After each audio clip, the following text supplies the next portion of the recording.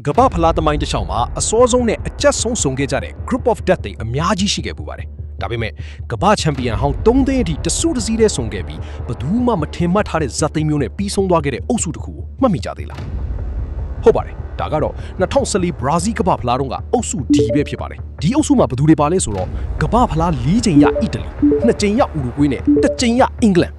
စုစုပေါင်းကမ္ဘာဖလားချန်ပီယံစု9ချိန်အထိစုပ်ကူးထားတဲ့ဘလူးကြီး3သိန်းတနေရာထဲမှာထိတိုက်တွေ့ခဲ့တာပါကျန်တဲ့တည်င်းကတော့အားလုံးကအုပ်စုရဲ့အမှတ်ပေးဆက်လို့သတ်မှတ်ထားကြတဲ့မြောက်အမေရိကဆိုကအားနေတဲ့ကိုစတာရီကာအသင်းပါပဲဒါပေမဲ့ဘောလုံးလုံးပေါ်မှာဘာမဆိုဖြစ်သွားနိုင်တယ်ဆိုတာဒီအုပ်စုကသက်သေပြခဲ့ပါတယ်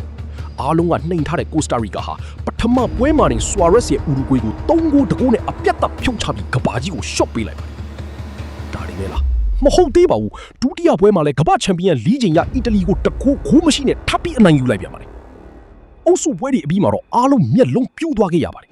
အမှတ်ပေးဆက်လို့အထင်ခံရတဲ့ကိုစတာရီကာကအုပ်စုပထမဥရုဂွေးကအုပ်စုဒုတိယနဲ့နှုတ်တဆင့်တက်သွားခဲ့ပြီး